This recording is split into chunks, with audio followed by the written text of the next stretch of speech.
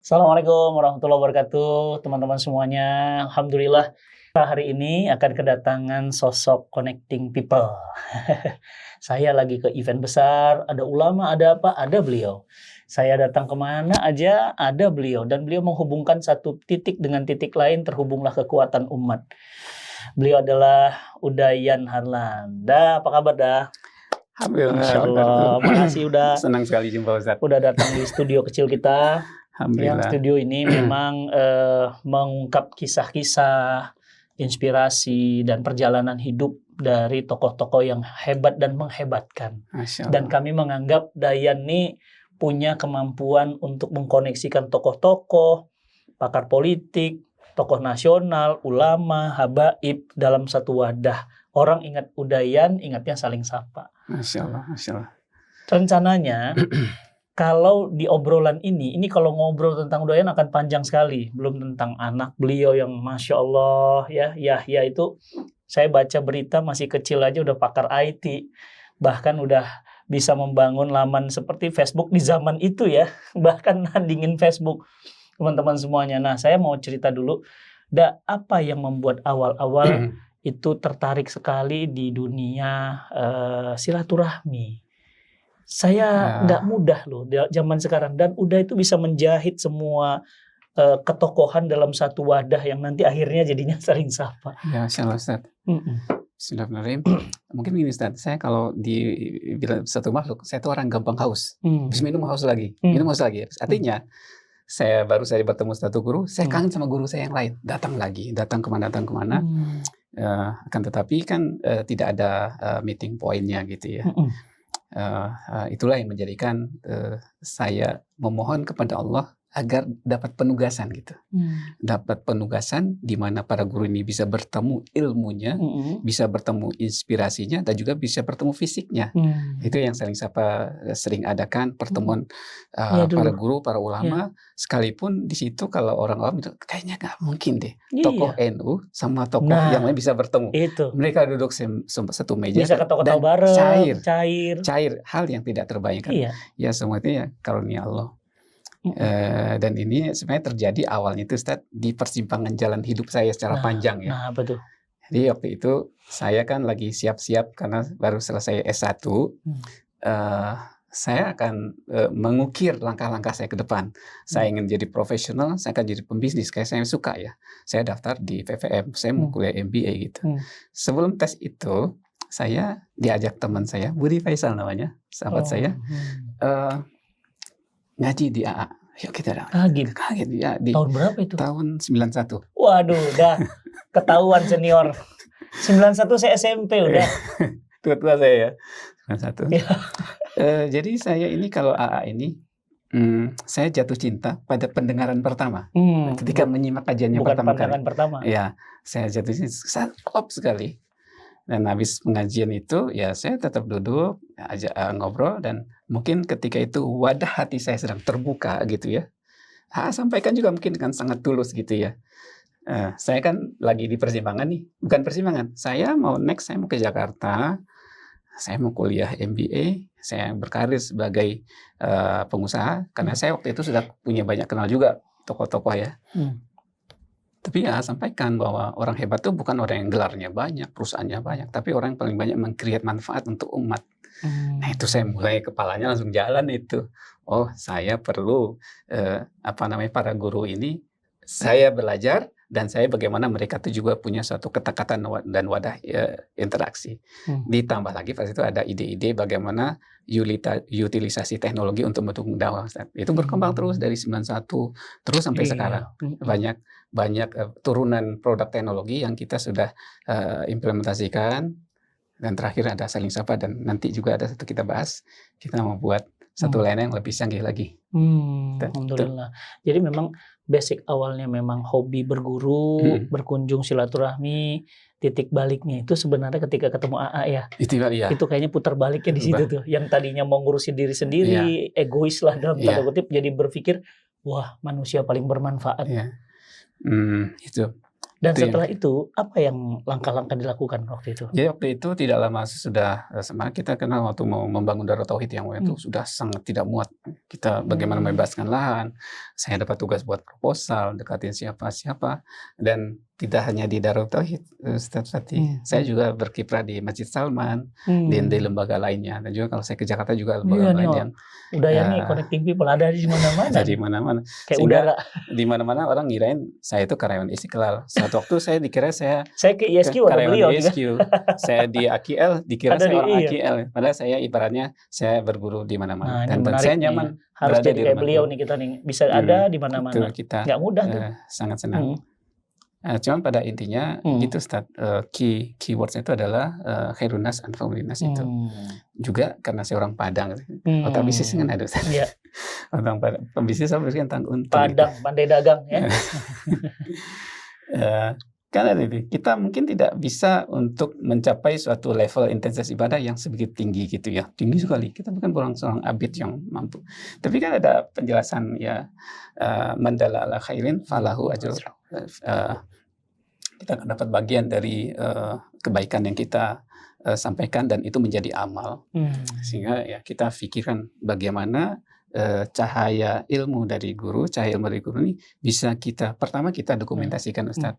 Yang kedua kita olah. Yang ketiga kita transmisikan, kita sebar kemana-mana sesuai kondisi perkembangan teknologi. Dan alhamdulillah dengan pertolongan dan bimbingan Allah kita ya alhamdulillah ya beberapa kali selangkah di depan gitu.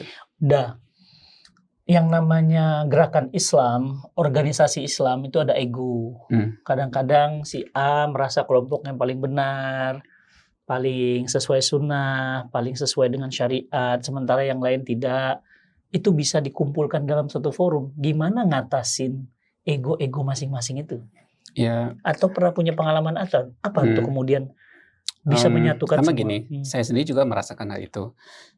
Orang mungkin kalau dari dunia nggak jelas nih, ini si Yani jenis kalimatnya apa gitu. Karena saya juga hadir di kajian teman-teman sunnah, saya hadir di kajian tasawuf dan saya dekat. Saya hadir di teman pergerak, saya juga dekat. Ini si Yani orang mana gitu. Tapi ketika saya munculkan sosok diri saya sebagai orang yang enak bergaul, enak berbicara, berkomunikasi, ngasih ide sasaran, mereka juga merasa nyaman. Nah, tapi setelah saya lihat-lihat, ternyata yang pergesekan di sosok-sosok atau pribadi-pribadi yang kurang paham sebenarnya. Kurang paham. Jadi ketidakcukupan informasi yang benar menjadikan orang bersikap tidak tepat gitu Ustaz. Dan ya bayangkan dalam satu pertemuan yang cuma beberapa cair itu ternyata. Ya, waktu kita ketemu di ISQ dulu, Pak Ari, terima kasih Pak Ari, kita ada suatu event yang luar biasa waktu itu. Banyak tokoh nasional hadir dan tokoh-tokoh umat hadir dari berbagai kalangan yang selama ini tidak terbayangkan untuk mau duduk bareng. Betul. Ini kalau perekat antar perbedaan tuh Dayan tuh hebat bisa merekatkan itu. Atau ada memang dari latar keluarga dari ibu nih, saya sangat concern dengan persatuan ya. Karena hari ini umat tuh terpecah belah. Atau ada ayah, ibu, ajaran yang memang dari kecil memang ditanamkan, betul kamu nak silaturahmi yang rajin. Dan berkah silaturahmi udah sekarang banyak tokoh kenal.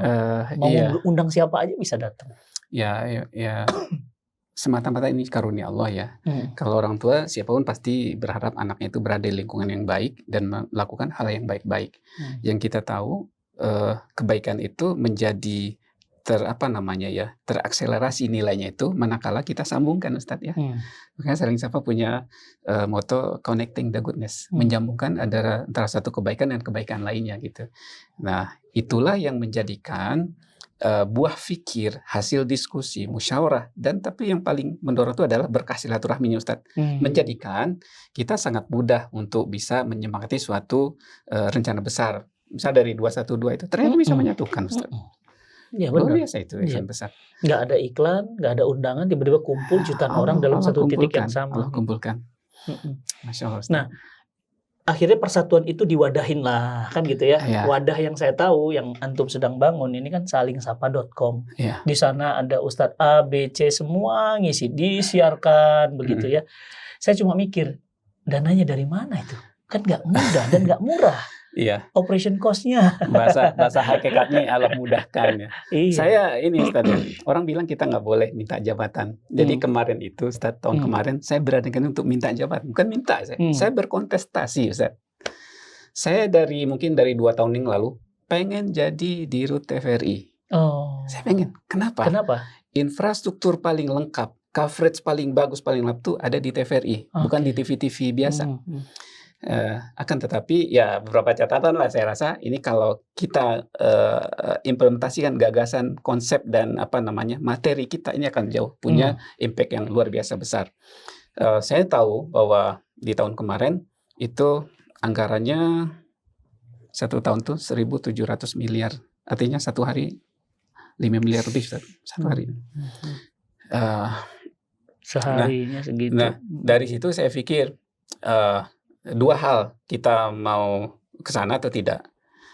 Betapapun waktu fit properties kan babak akhir tadi. Sampai di saya merasa insya Allah masih sampai di akhir fit properties. Hampir dong. Ya. Terus jadi alhamdulillah nggak jadi Ustaz. Alhamdulillah nggak jadi. Jadi karena konsekuensinya juga berat Ustaz ya. Karena kita udah masuk di jajaran elite birokrasi untuk pemberitaan. Yang ternyata kalau saya di situ ini akan mengikat saya untuk bisa tidak bebas lagi berkreasi. Waktu saya mau maju TV itu TV kita baru 4 Ustaz. Lalu di anggaran saya kita bikin TV sampai 10 Ustaz. TV sampai 10 berarti ternyata nggak jadi. Ya alhamdulillah kita bisa next ke rencana berikutnya yang nanti kita bahas yang berbasis suara itu Ustaz. Belum terjawab, dana dari mana saling sapa? Oh ya. Saya ini maaf ya, saya biar orang tahu aja gitu. Saya setiap orang nanya saya suruh ngelak, jadi saya elakkan kemana ya? Jawabannya jangan dari Allah ya. Ini normatif. Saya nanya dananya dari mana? Saya juga ingat-ingat ada susah. Kalau normatif repot nanti. Repot. Tapi ya saya bersyukur ya. Itu operasional cost-nya gede loh. Ya. Apa jangan-jangan udah diam-diam ngebiayain sendiri atau gimana? Gini, kalau dibilang berbiaya pasti murah tidak juga karena satelit itu mahal Ustaz. Itu mahal. Dana dari mana? Saya mohon izin untuk menyebut beberapa nama ya. Mudah-mudahan diizinkan. Jadi kalau dana pribadi ada ya, tapi itu tentu tidak cukup. Saya dibantu oleh Pak Wisnu Hadi sama Ibu Aisyah, tantenya Mas Ipang. Iya, Masya Allah. Jadi kita bisa setup. Lalu yang kedua, saya diajak oleh Mbak Ria. Mbak Ria ISN. Iya, Masya Allah disebut di sini. Jadi orang baik. Ibu Nur Hayati, salah Pak Subakat Pak Salman. Keluarga Pak Salman Subakat. Jadi waktu itu Mbak Ria minta saya, Bang Yan cerita dong, cerita seperti ini. Kita pengen bagaimana mutiara ilmu, hikmah, cahaya kebaikan itu bisa berluas. Kita punya lain ini. Itu ya mudah-mudahan ini terus bisa. Kita tidak bicara tentang dukungan Paragon. Enggak. Iya. Pagi saya dijapri oleh Masya Allah Ibu Nur, terima kasih. Masya Allah. Pak Yan, saya bicara sama Salman, kami alokasikan 1 miliar untuk saling sapa. Alhamdulillah itu jebret 1 miliar. Dan beberapa lah juga ada 2 orang gubernur yang soleh yang juga cukup membantu lah dalam operasional. Tapi tentunya kita perlu secara kreatif untuk mendapatkan sumber dana. Beberapa kali memang saya bertemu sama situasi berat ya Ustadz ya. Iya. Situasi berat. Tapi saya cukup terhibur sama Pak Imam Sabtono yang bilang itu bahwa sesungguhnya jalan dakwah itu tidak ringan. Kalau jalan dakwah kita terringan, hati-hati bisa jadi kita salah jalan kan. Ya saya merasakan gitu. Nah ketika lagi berat itu saya temuin AA. Mohon doa, saya harus bayar ini, bahan ini. Waktu itu tanggal 20. Berarti udah dekat ke tanggal pembayaran kan. Dan itu sering saya lakukan. Bilang Bang Yan sering minta doa, tapi kenyataannya saling sapa kan terus siaran kata terus siaran kan. Nah saya ketemu Ustaz Nuzul Zikri, Masya Allah Ustaz Nuzul Zikri juga, dan Ustaz Nuzul yang memberikan suatu pagar bagi saya, inilah borderline-nya. Itu gini, Bang Yan, kalau Bang Yan niatnya lurus, ini insya Allah akan terus ada bantu. Tapi sekali niat melenceng sama Allah juga. Tapi alhamdulillah kita sudah menjalani 13 tahun Ustaz. 13 tahun tanpa sebaya sama Cinta Quran Foundation. Tanpa ada namanya investor, tanpa adanya suatu pernah ada Ustadz waktu itu, Ustadz Ismail Yusanto juga ikut dan beberapa ustadz yang lain, kita sempatlah selama 2 bulan berikhtiar mencari pendanaan gitu ya. Tapi ternyata tidak berlanjut juga sehingga ya jadilah kita punya beberapa usaha yang alhamdulillah bisa. Dan juga ya saya sebut juga mohon izin terima kasih banyak Pak Dato' Husamuddin, pengusaha soleh dari Malaysia. Oh iya, Dato' Hisam. Jadi kalau di namanya Indonesia viral. dari kalau Indonesia ada namanya Gramedia, kalau Malaysia ada namanya Karangcraft. Iya, Karangcraft. Beliau ownernya. Betul, Masya Itu Allah. rutin mentransfer. Masya Allah. Jadi dari umat untuk umat oleh umat lagi. Ya, dan kita memang harus ya secara kreatif ya. Di antara itu Ustadz ya, saya kan merasa sangat beruntung Ustadz ya. Sering bertemu guru-guru dan saya dapat nasihat dan motivasi untuk bagaimana kita secara efektif untuk mendapatkan pertolongan Allah, keberkahan, ketenangan hati dan kemudahan urusan dari Al-Quran. Nah, di situ saya mulai berkenalan sama Quran besar yang saya perkenalkan ke beberapa sahabat-sahabat, teman-teman yang diantara mereka itu ada tokoh-tokoh umat juga, ada pimpinan lembaga penting, ada yang CEO perbankan misalnya. Dan karena ternyata mereka suka dan merasa dapat manfaat, kita mulai start, saya bikin besar, saya pesan standnya dari Shenzhen, dari Cina, dan jadilah itu salah satu motor pendanaan Saling Sapa. Kita sempat jual waktu itu Ustadz ya, dan sekarang masih ada. Jadi ketika orang suka bertanya Saling Sapa itu punya siapa, ya cenderung saya tidak menyampaikan punya siapa, tapi saya yang teramanahi untuk merawat omongannya. Jadi dari mana dananya? Saya jadi punya alasan cukup kuat. Saling Sapa ini dibiayai oleh siapa yang beli mushaf tahajud Saling Sapa. Dari situ ada margin profit ya. Nah dari margin profit itu banyak yang didapat Ustadz. Pertama, yang membelinya itu akan dapat kemudahan, kenyamanan untuk membaca Al-Quran karena ukurannya besar, bisa digunakan ketika tahajud, ketika duduk santai. Tapi pada saat yang sama, dari situlah dana operasional kita untuk bayar satelit, bayar karyawan, bayar data center, sewa fiber optik, beli bandwidth, bayar biaya Saling Sapa gede. Sementara apakah iklan, income, dan yang lainnya menopang? Apalagi digitalisasi sekarang begitu cepat berubah. Bahkan TV dalam tanda kutip udah nggak laku sekarang. Gimana udah menyikapi relevansi itu? Perihal orang bilang bahwasanya TV itu ditinggalkan, mungkin iya juga ya. Tetapi tidak sepenuhnya benar Ustadz. Kenapa?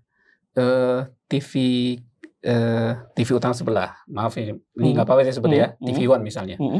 Waktu 212 itu kan ceritanya itu mau dijual Ustaz. Mau dijual. Dan saya sebagai media center 212 tahu hal itu dan ada harapan agar umat punya TV sendiri gitu. Jadi saya pikir kalau nilainya sekitar 12 triliun untuk kita beli, sayang sekali dong. Kenapa kita nggak bangun sendiri? Itulah yang menjadikan kita besarkan saja yang udah ada. Saling Sapa ini tahu nih bukan punya saya kok, punya umat kok. Karena sekarang nonton TV juga isinya YouTube gitu dong. Isinya YouTube. Biaya produksinya jadi ringan. Tapi ini Ustadz ya, kita perlu menangkap data-data yang mungkin nggak tahu lembaga survei punya tools untuk itu ya. Misalkan begini, suatu ketika saya diinformasikan oleh Pak Aziz, kakak kelas ya, Pak Yan, itu ada seseorang lah, mantan menteri, pengen bertemu saya. Ya, beliau komisaris di inilah perusahaan besar banget. Dia bilang informasi itu adalah Pak Yan, istri saya selama ini nggak nonton TV, tapi dia suka nonton TV sekarang. Terus ditanya nonton apa? Ternyata nonton Saling Sapa. Orang nonton dong, ternyata ya.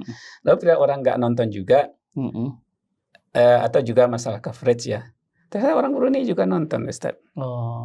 Jadi waktu itu Ustaz Dery baru pulang dakwah dari Brunei dan beliau nelfon saya, Bang Yan, ini ada berita ajib nih. Berita ajib apa Ustaz itu? Karena waktu itu kan habis selesai ceramah, turun, jamaah pada menyapa. Ustaz kami suka lihat Ustaz di TV gitu. TV mana? Anak kan gak ceramah di TV gitu. Ada, kami lihat di Saling Sapa katanya. Itu sih Ustadz Bobi misalnya di Sapa Jamaah di Mataram. Kami suka lihat Ustadz Bobi di TV mana. Saling Sapa. Jadi ditonton semua. Berarti masih ditonton Ustadz ya. Masih ditonton. Nah, perihal pendanaan ya memang dua hal gitu ya. Pertama, sebagian pihak masih menilai bahwa TV itu high cost, besar sekali. Besar sekali. Seperti TVRI tadi kita bilang ya. Itu kalau dilihat dengan 1,7 triliun. Iya, triliunan. 1 tahun. Itu besar sekali dampaknya. Kadang-kadang tapi impact-nya apa? Iya. Buat namanya informasi perubahan dananya. Enggak gitu. Nah, kalau dari si dana, kalau bagi saya memang harus ada sumber pendanaan. Kalau enggak, ini nunggu selesai gitu ya. Nunggu selesai. Juga iya pasti itu kata-kata kuncinya. Waktu Dewan Masjid Indonesia DMI bikin masjid, pengurus bilang ke Pak JK, ketua DMI, Pak JK, duitnya dari mana gitu. Kalau saya sih enggak, kita harus kreatif mencari sumber pendanaan. Dan bagi saya itulah yang alhamdulillah dengan pertolongan Allah, bahwa apa yang disampaikan oleh Allahyarham Buya Tengku Zulkarnain dan juga Pak Subakat Hadi yang pernah datang ke masyarakat, pesannya sama persis. Pak Yan, pikirkan dari mana Saling Sapa bisa hidup supaya Pak Yan nggak pusing sendiri, dan jawabnya udah ada Ustadz. Jawabannya udah ada.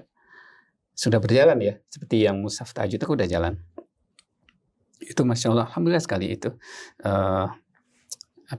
berkontribusi. Dan ya mungkin layanan yang kita insya Allah akan segera luncurkan Ustadz, mungkin sebelum akhir tahun ini. Jadi ceritanya begini, kita kalau nonton suatu konten di YouTube itu kan tidak selamanya kita melihat ke screen kan. Kita nggak butuh visual. Kalau nggak, Ustadz Fatih cakepnya, orang udah di memori lah. Allah. Jadi kita cukup matikan screen, bisa sambil bekerja. Nah, itu pertama ya, dia akan sangat irit baterai karena screen mati. Karena 90% dari power consumption itu diambil oleh display.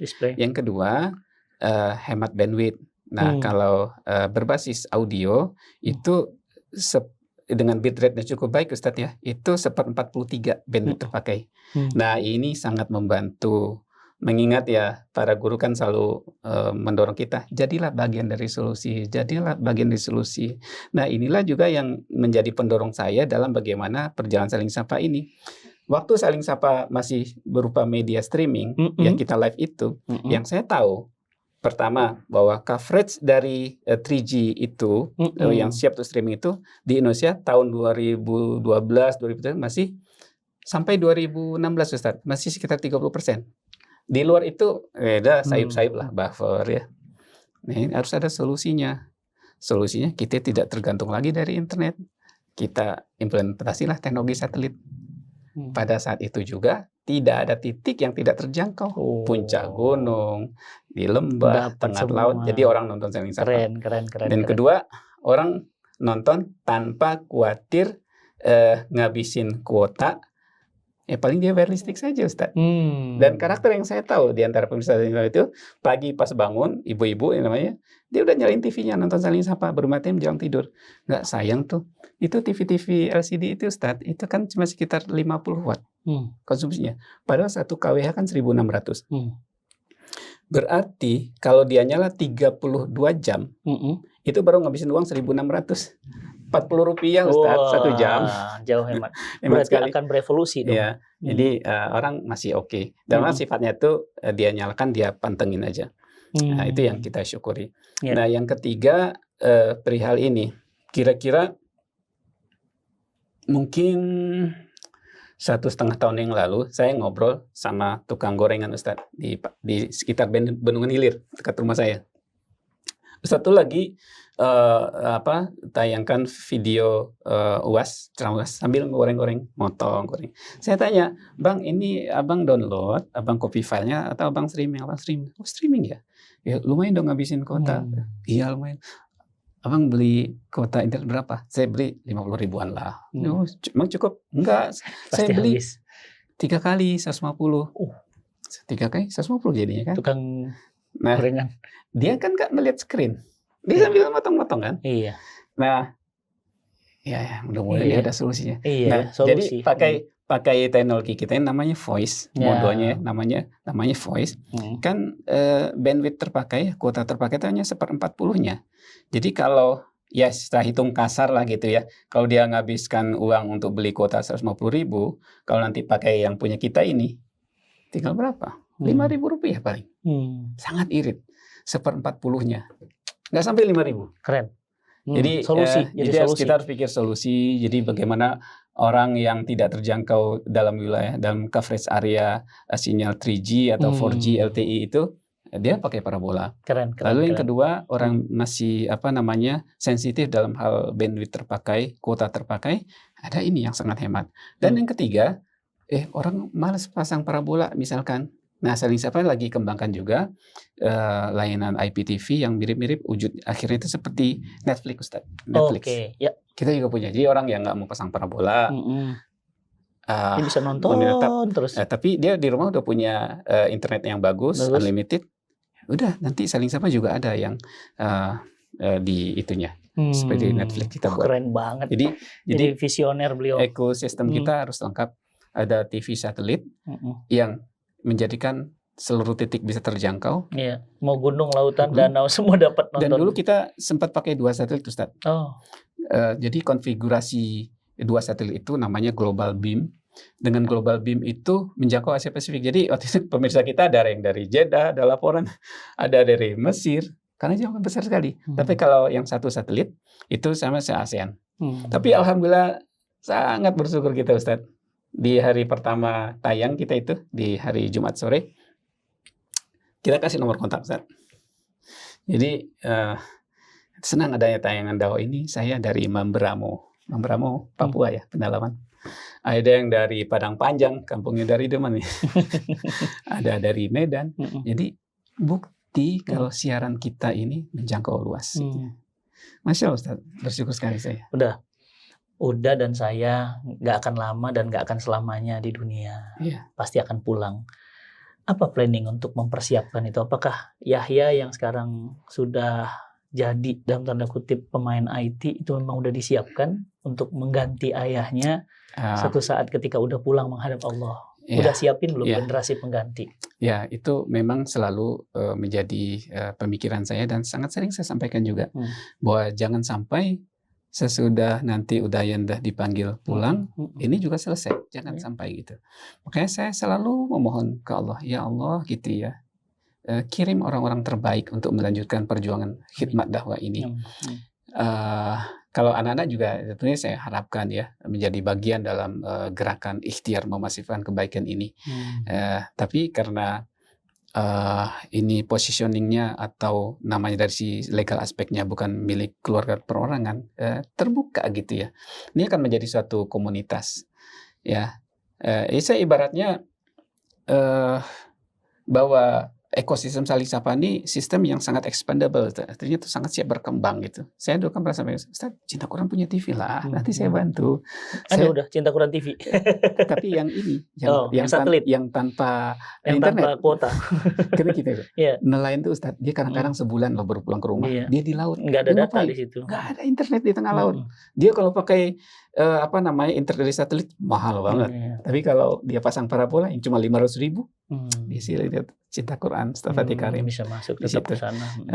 Itu perlulah kita maksimalkan ya, karena dalam roadmap saya kita akan bikin beberapa TV yang lain, misalnya khusus parenting, Bunda Eli Risman dan itu ada tolong panik karena situasinya kita tahu kan makin gila gitu ya, kerusakan umat. Jadi ada TV khusus tentang, jadi saya cerita dikit ya. Jadi kalau dakwah umum itu ada di Saling Sapa. Itu hanya dakwah dari UAS, dari Ustadz Hadi Hidayat, Agim, ada Ustadz Fatih. Yang kedua, All About Quran itu Quran TV. Ya, mudah-mudahan nanti santri-santri dari Cinta Quran juga bisa isi di situ.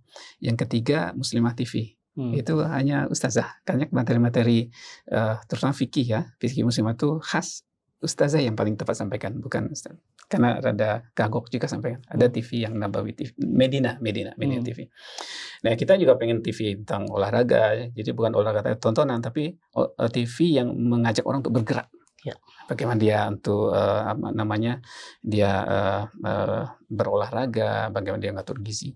Ada TV tentang UMKM, ada Dan tentunya juga karena kita istilahnya true multimedia, jadi betul-betul multimedia, kita juga bikinkan konten-konten pendeknya juga siap diviralkan untuk berbagai platform sosial media, mau di TikTok, di IG, di YouTube. Di masa-masa dulu sama Agim berubah, kemudian jadilah Saling Sapa, sekarang pasti udah pernah, dan saya yakin pernah mengalami masa pasang dan surut. Selalu. Dan masa berat banget, sampai kemudian kadang-kadang mungkin sampai titik nanti terakhir, ini gimana operasional begitu gede, sementara apa rahasianya yang bisa di-share? Kenapa Saling Sapa masih bisa ada dan udah masih bisa tersenyum sekarang sampai hari ini? Ya mungkin saya merasa ringan, Ustadz ya. Saya merasa ringan karena pertama ini tidak obligatory deh. Ini tidak ada kewajiban sebenarnya. Cuman atas dasar keterpanggilan dan suatu rasa, saya nggak bisa apa-apa kecuali kalau Allah bantu. Saya nggak ngerti apa-apa kecuali Allah kasih tahu caranya. Saya nggak punya apa-apa untuk bayar kecuali Allah kasih rezekinya. Dan alhamdulillah selama ini terbayar. Tapi tentunya cukup sering juga Ustadz. Misalkan sudah mau gajian. Iya. Nah, sampai nah itu yang gunanya gimana Ustadz ya. Kita harus sangat menjaga yang namanya image diri gitu ya. Saya siap kalau orang mau googling tentang diri saya, misalnya silahkan bahwa tidak adalah misalkan namanya hal-hal yang menjadikan orang perlu menjauh dari saya gitu. Sehingga juga waktu itu pernah kami telat bayar satelit sampai 2 bulan Ustadz. 2 bulan nggak bayar. Sampai 2 bulan nggak bayar. Saya bilang. Berhenti beroperasi? Enggak Ustadz. Tetap jalan. Jadi sama yang punya satelitnya, silakan kami kenapa Ayan katanya. Alhamdulillah. Jadi beruntung lah Ustadz kalau bayar. Ya saudara bukan. Kami kenal Pak Ayan. Jadi silakan jalan aja Pak Ayan. Dan itu berjalan baik lah. Namanya di surat Muhammad ayat 7 kayak intan surul surkum itu. Ya tapi benar ya yang Ustadz Nuzul Zikri sampaikan, Masya Allah Ustadz Nuzul, bahwa betul lah kita itu untuk sangat serius dalam hal menjaga niat. Sekali ya once niat itu nggak benar, ini juga gampang juga belokkan. Tapi itu Allah yang ngatur semuanya gitu ya. Saya hampir tidak pernah mau tampil, tapi kalau suruh tampil juga gitu. Kalau nggak ditampilkan oleh ustadznya. Nah itu dahsyat udah nih kisah-kisahnya, inspiring banget. Dan terakhir saya lihat di program Muda itu ada Quran terjemah, Quran mushaf untuk tahajud. Saya pernah, pecinta Quran juga pernah beli untuk dibagi-bagikan di masjid-masjid. Terakhir, kenapa Quran? Kalau bicara tentang Quran ini terus terang kadang-kadang lidah tuh kayak nggak mampu untuk menyampaikan. Tapi tentunya ini ada suatu rasa syukur yang sangat dalam Ustadz ya. Terhadap kebenaran dari apa yang Allah sampaikan. Bahwa Al-Quran itu selain itu petunjuk, udah juga rahmat. Dan rahmat itu yang saya rasa adalah bentuk-bentuk pertolongan Allah di saat apa-apa yang menurut kalkulasi manusia itu susah, ternyata jadi mudah Ustadz. Jadi saya merasakan betul berulang-ulang dan berketerusan ya. Pertolongan itu turun dalam skala yang tidak terbayangkan sebelumnya ketika kita ya saya juga tentunya berikhtiar untuk meningkatkan intensitas kedekatan dengan Al-Quran itu Ustaz. Dengan lebih banyak membacanya, ya bacanya lebih banyak, membacanya di saat-saat yang utama dalam sholat malam, dan juga saya mengikuti guru-guru dan orang-orang soleh yang saya lihat, yang saya pernah temui. Bahkan ada yang 1 malam mengkhatamkan Al-Quran dalam sholatnya Ustaz. Dan 1 malam melihat betul gitu ya, bahwa pertolongan Allah, karunia Allah, kemudahan, bimbingan, dan hal yang tidak disangka itu dari Al-Quran. Nah itulah yang menjadikan pendorong bagi saya, apa karunia yang Allah sampaikan, Allah berikan ke saya. Dan juga mungkin ibu saya terlewat ya. Ibu saya juga Masya Allah di Quran ya. Lihat bagaimana Allah sangat sayang ke ibu saya. Dari anak-anaknya seperti apa, cucunya, jalan hidupnya, dan bahkan kita kayak nganggap apa ya kalau apa tapi doain ini doain jadi gitu. Nah, saya misalkan silaturahmi ke banyaklah pimpinan lembaga-lembaga penting di negeri ini, juga pengusaha-pengusaha, dan saya sampaikan, dia bilang proven gitu. Jadi ada yang masalah dalam muamalahnya, dalam bisnisnya, dalam skala yang nggak kecil, Ustaz, puluhan miliar. Dan ketika dekati Quran jadi pas setelah nggak ketemu bertemu beberapa bulan sudahnya, visita Bang Yan saya begini, saya ingat yang Bang Yan sampaikan dan Masya Allah dibantu Allah katanya. Ada juga salah seorang kenalan kita, CEO bank yang waktu itu pokoknya negatif cash flow-nya sampai 12 triliun Ustaz. Allah. Yang kalau dijual juga OJK ngelarang gitu. Ngapain orang beli utang? Tapi sekarang ya pertolongan Allah yang datang turun kepada lembaga itu melalui pemimpin yang soleh yang dekat ke Al-Quran Ustaz. Jadi bank yang sangat sehat sekarang Ustaz. Jadi dari situ Saling Sapa merasa perlu untuk banyak bercerita tentang Al-Quran. Kita hadiahkan ke orang soleh dan juga mengajak siapa saja yang juga menjadi mata rantai dalam kebaikan bagaimana mendakwahkan Al-Quran sekaligus membantu Saling Sapa Ustaz. Membantu untuk OPEX-nya, operation expenses-nya itu memang itulah. Jadi mengingatkan Ramadan 4 bulan lebih lagi ya, 4,5 bulan lagi. Nah, makanya saya punya suatu ini, udah ada nanti suatu kesempatan. Saya punya semacam ini, semacam clue sederhana bahwa ternyata udah terbukti di banyak orang Ustaz yang saya sampaikan ini bahwa kita bisa baca Quran 1 juz sehari itu ternyata bisa dan tidak berat. Ada kiatnya gitu. Mudah-mudahan satu. Tapi ya nanti kita bisa di kesempatan lain. Tapi intinya bagi siapa yang ingin merawat dan memperkuat connectivity ke Allah melalui Al-Quran, ini perlulah kita untuk lebih banyak untuk dekat membaca Al-Quran. Di HP bisa, di mushaf ada, tapi akan lebih dahsyat kalau kita dalam sholat tahajud kita Ustaz. Masya Allah. Dalam tahajud kita cicil gitu, mau berapa. Awalnya mungkin bisa mampunya 2 halaman semalam, tapi insya Allah dengan suatu tahapan-tahapannya itu dengan ringan insya Allah 1 juz sehari. Pantasan, benar banget. Dan kami pun merasakan ya, kami di Cinta Quran Foundation, Cinta Quran Learning itu memang dapat banyak banget keberkahan Quran. Siapa saya?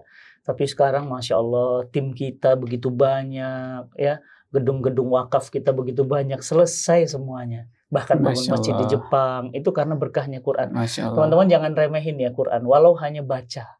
Karena banyak teman-teman kemudian mengatakan bahwa nggak penting baca, yang penting paham. Wish, salah. Baca penting, paham juga penting. Karena banyak yang ngeremehin. Wah cuma baca doang. Iqra'ul Quran kata Nabi. Bacalah Quran. Fa innahu ya'ti yaumal qiyamah syafi'an di ashabi. Baca aja dapat syafaat. Apalagi kalau baca dan paham. Dahsyat fi dunya wal akhirah. Teman-teman jangan remehkan Quran. Dayan ini luar biasa obrolannya, nggak terasa ya. Banyak banget pelajaran, kisah hidup dari mulai putar balik, kemudian membangun impian, sampai kemudian mengeksekusi, jatuh bangun. Ya Allah, mudah-mudahan ini jadi inspirasi buat teman-teman semuanya. Dayan, terima kasih sudah hadir ke Kata UFK. Mudah-mudahan lain kesempatan kita bisa bahas lagi per part nih ya. Terima kasih banget teman-teman semuanya. Jangan lupa di-share, dibagikan ya, karena banyak inspirasi, pengalaman, jejak-jejak yang bisa kita jalani untuk kehidupan kita lebih baik. Sampai ketemu lagi di Kata WFK berikutnya dengan tokoh-tokoh yang inspiratif hidupnya, kisah hidupnya luar biasa. Assalamualaikum warahmatullahi wabarakatuh. Assalamualaikum warahmatullahi wabarakatuh.